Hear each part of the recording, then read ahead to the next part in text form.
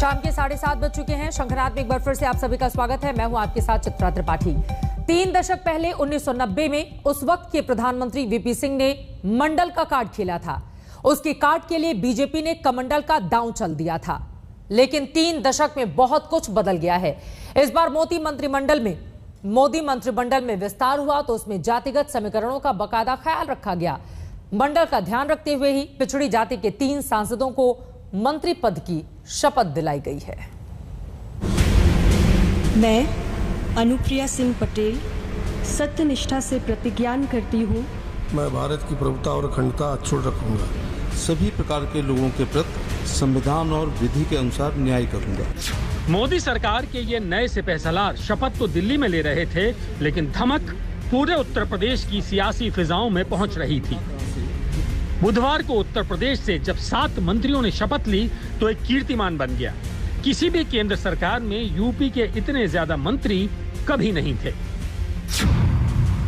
अगर प्रधानमंत्री नरेंद्र मोदी को मिला लें तो केंद्र सरकार में अब कुल 15 मंत्री उत्तर प्रदेश से हैं। यूपी में बीजेपी के 62 लोकसभा सांसद हैं। सहयोगी पार्टी अपना दल एस के 2 सांसद हैं। इसके अलावा यूपी से 22 राज्यसभा सांसद हैं। जनसंख्या के हिसाब से देश में अगर हर छठा शख्स उत्तर प्रदेश का है तो मोदी मंत्रिमंडल में हर 5वां मंत्री यूपी से है। मैं कौशल किशोर ईश्वर की शपथ लेता हूँ। ये महज यूपी कोटे के मंत्रियों की शपथ नहीं थी। ये यूपी विधानसभा चुनावों के लिए बीजेपी का ऐलान जंग था। शपथ 2021 में हुई, लेकिन इसमें 2022 में यूपी में होने वाले विधानसभा चुनावों का अक्स साफ दिखाई दे रहा था। इस मंत्रिमंडल विस्तार में जाति समीकरण का बाकायदा ध्यान रखा गया है। केंद्र में यूपी से 7 नए मंत्रियों में 3 दलित हैं, 3 पिछड़ी जाति से हैं, तो 1 मंत्री ब्राह्मण समाज से हैं। 3 दशक में बीजेपी की सियासत कहां से कहां पहुंच गई। 1990 में तत्कालीन प्रधानमंत्री वीपी सिंह के मंडल दांव के जवाब में बीजेपी ने कमंडल दांव खेला था।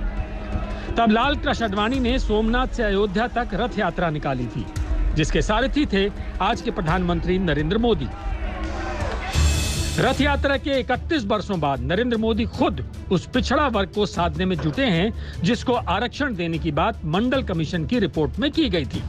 नजर डालिए जरा मोदी सरकार के इन मंत्रियों पर। महाराजगंज से 6 बार के सांसद पंकज चौधरी को पहली बार मोदी कैबिनेट में जगह मिली है। उन्हें वित्त राज्य मंत्री बनाया गया है। पंकज चौधरी कुर्मी समाज से आते हैं। बीजेपी की सहयोगी पार्टी अपना दल एस से मिर्जापुर की सांसद अनुप्रिया पटेल भी कुर्मी समाज से हैं। उन्हें केंद्र में वाणिज्य और उद्योग राज्य मंत्री बनाया गया है। इन दोनों मंत्रियों के जरिए यूपी के कुर्मी वोट बैंक को साधने की कोशिश है, क्योंकि यूपी में कुर्मी जाति की आबादी 7% है। यूपी में कुर्मी वोट बैंक का असर 36 विधानसभा सीटों पर और करीब 10 लोकसभा सीटों पर है। यही नहीं, यूपी से राज्यसभा सदस्य बीएल वर्मा को भी पूर्वोत्तर विकास और सहकारिता राज्य मंत्री बनाया गया है। बीएल वर्मा लोधी समाज से आते हैं। यूपी में लोध जाति 3% है और कई सीटों पर लोधी वोट निर्णायक है। अपना दल और भारतीय जनता पार्टी का उत्तर प्रदेश में जो राजनीतिक गठबंधन है उसे जनता पसंद भी करती है, उसे वोट करती है।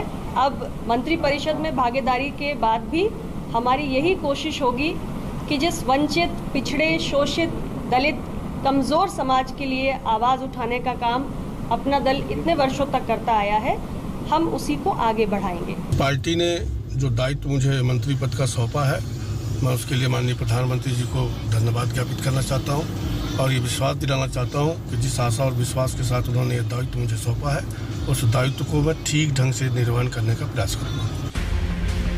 बीजेपी ने मंत्रिमंडल विस्तार में पिछड़ी जाति का खास ख्याल रखा, लेकिन विपक्ष का कहना है कि बीजेपी का ये दांव चलने वाला नहीं है। आज जिस प्रकार से उन्होंने अनुप्रिया पटेल जी को उन्होंने वापस लिया है और एक राज्य मंत्री का दर्जा दिया है जिसमें स्वतंत्र प्रभार भी नहीं है, और अपने 8 बार के एमपी संतोष गंगवार जी को हटाया है, तो क्या आपको लगता है कि अनुप्रिया पटेल जी को साथ के आप पटेलों का साथ ले लेंगे? मुझे लगता है ये तो बड़ा सोचनीय है। कहते हैं कि दिल्ली की सत्ता का रास्ता यूपी से होकर जाता है, तो मोदी के इस नए मंत्रिमंडल में मंडल वाले समीकरण की मंजिल 2024 लोकसभा चुनाव ही है, लेकिन उससे पहले 2022 में यूपी के विधानसभा का चुनावी इम्तिहान है। ऐसे में बीजेपी ने अपने पुराने सियासी कमंडल में अब मंडल को भी रख लिया है। जितेंद्र बहादुर सिंह के साथ हिमांशु मिश्रा, दिल्ली, आज तक।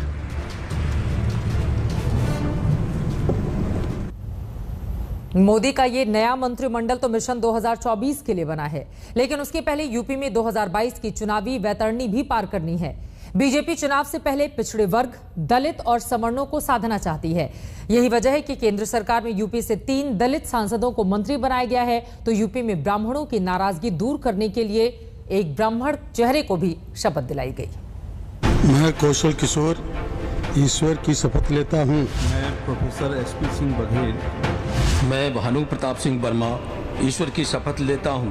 2022 के यूपी विधानसभा चुनाव में दलित वोट बैंक में मंत्रिमंडल विस्तार में यूपी कोटे से 3 दलित सांसदों को मंत्री बनाया गया है। मोहनलालगंज से बीजेपी सांसद कौशल किशोर को शहरी विकास राज्य मंत्री बनाया गया है। आगरा से बीजेपी के सांसद SP सिंह बघेल को कानून राज्य मंत्री बनाया गया है। बघेल भी दलित समाज से आते हैं। जालौन से 5 बार के सांसद भानु प्रताप सिंह दलितों में कोरी समाज से हैं। बुंदेलखंड और कानपुर के आसपास कोरी समाज की बहुतायत है। ये जो जिम्मेदारी दी गई है ना, उस जिम्मेदारी को निभाने के लिए बहुत मेहनत की जरूरत है, और उस मेहनत की जो अपेक्षा प्रधानमंत्री जी ने की है, वो मेहनत करके उसको पूरा करने का काम करेंगे। एक गुलदस्ता बनाया है, कल पेश किया है देश के सामने प्रधानमंत्री जी ने। अच्छा गुलदस्ता वो होता है जिसमें हर रंग का फूल हो, हर किस्म का फूल हो, हर प्रकार की खुशबू का फूल होना चाहिए। अक्सर देखा जाता है कि 1 साल में मंत्रिमंडल का विस्तार होता है, देश दूसरी परिस्थितियों से गुजर रहा था, 20 में होता तब आप उत्तर प्रदेश का जिक्र जरा भी नहीं करते। ये एक संयोग है कि उत्तर प्रदेश के चुनाव की पूर्व संध्या पर हो रहा है, इसको उत्तर प्रदेश से जोड़ा जा रहा है। दलित वोट बैंक पर यूं तो BSP सुप्रीमो मायावती अपना एकाधिकार समझती रही हैं। अब बीजेपी की तैयारी BSP के गढ़ों में सेंध लगाने की है, क्योंकि यूपी के लिए दलित वोट बैंक बहुत अहम है। यूपी में दलितों की आबादी करीब 20% है। यूपी की करीब 100 विधानसभा सीटों पर दलित वोट बैंक निर्णायक है। यूपी में 85 विधानसभा सीटें अनुसूचित जाति के लिए रिजर्व हैं। पिछले कुछ वर्षों में दलित वोट बैंक BSP से छिटकता दिखाई दिया है। बीजेपी अब दलितों को अपने पाले में लाना चाहती है। ये 6 महीनों चुनावी सम्मान देके आप दलित समाज के, वंचित समाज के, पिछड़े समाज के लोगों को गुमराह नहीं कर सकते। कुर्मी समाज से ताल्लुक रखने वाले संतोष गंगवार जी जैसे कद्दावर नेता, जो कई बार के सांसद हैं, उनको कैबिनेट मंत्री पद से हटा दिया गया। मैं अजय कुमार ईश्वर की शपथ लेता हूँ। यूपी चुनाव को देखते हुए ब्राह्मण वोट बैंक को साधने के लिए लखीमपुर खीरी से सांसद अजय मिश्रा टेनी को भी मंत्रिमंडल में जगह दी गई है।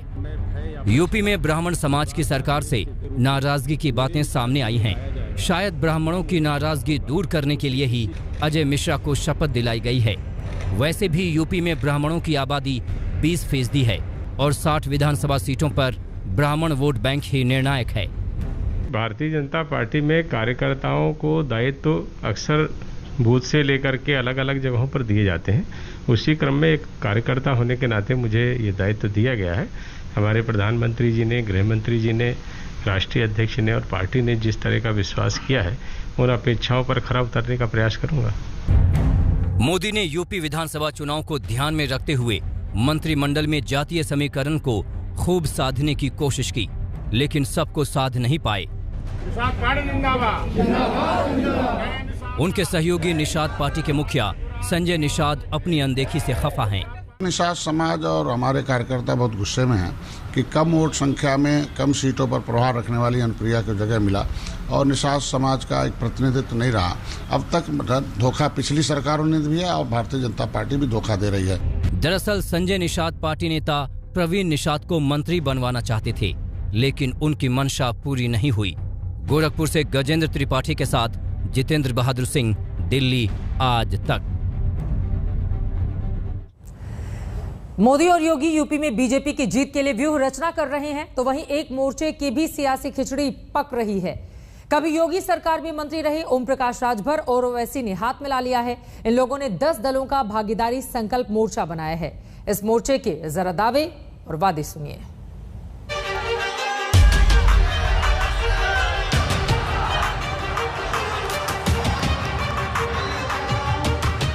यूपी में यहां भी सियासत की खिचड़ी पक रही है। यूपी के पिछड़ा वर्ग और मुस्लिम समुदाय को एकजुट करने के लिए सुहेल देव भारतीय समाज पार्टी के अध्यक्ष ओम प्रकाश राजभर और AIMIM के मुखिया असदुद्दीन ओवैसी ने हाथ मिलाया है। दावा है कि उनके इस भागीदारी संकल्प मोर्चा में 10 दल शामिल हैं। वादे भी लुभावने हैं।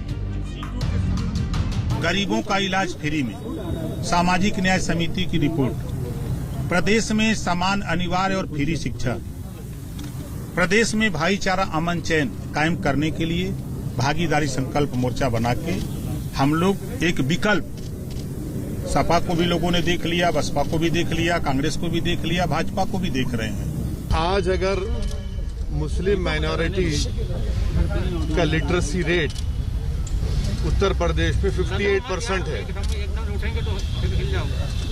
इसका जिम्मेदार कौन है? ओवैसी है।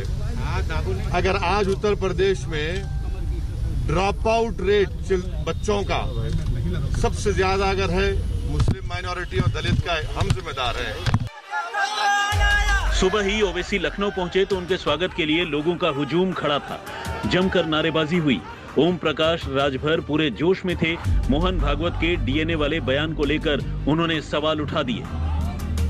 DNA अगर एक है तो मोहन भागवत जी से कहूंगा कि 20% आबादी मुसलमानों की है उत्तर प्रदेश में, 80 टिकट दे दो तब मैं मानूंगा कि आपकी बात सही है। बीजेपी से पूछो कि क्या 80 टिकट दोगे? क्या बीजेपी से पूछो कि ओवैसी जी तो कहे हैं कि ओम प्रकाश राजभर को CM बनाएंगे। क्या बीजेपी के लोगों से पूछो क्या राजभर को CM बनाएंगे? ओम प्रकाश राजभर और ओवैसी के बीच लखनऊ में करीब 40 मिनट तक बातचीत हुई। ओम प्रकाश राजभर ने दावा किया कि यूपी में अब MY समीकरण नहीं बल्कि A to Z समीकरण काम करेगा। राजभर से मुलाकात के बाद ओवैसी बहराइच में AIMIM के कैंप कार्यालय के उद्घाटन के लिए रवाना हो गए। इस दफ्तर के खुलने के साथ ही यह तय हो गया कि ओवैसी अब यूपी में खूंटा गाड़ चुके हैं। सवाल यह है कि उनका भागीदारी संकल्प मोर्चा यूपी की राजनीति में कितना कामयाब होगा। बहराइच में AIMIM चीफ असदुद्दीन ओवैसी ने कैंप कार्यालय का उद्घाटन करके न सिर्फ पूर्वांचल की 27 सीटों पर अपनी दावेदारी ठोकने की तैयारी की है, बल्कि सैयद सालार मसूर की दरगाह पे जाकर सुहेल देव पार्टी के साथ अपने गठबंधन की प्रासंगिकता को भी दिखाया है। साफ है कि यूपी की लड़ाई का आगाज असदुद्दीन ओवैसी ने इस दौरे के साथ कर दिया है। बहराइच से कैमरामैन संजय सिंह के साथ अभिषेक मिश्रा, आज तक।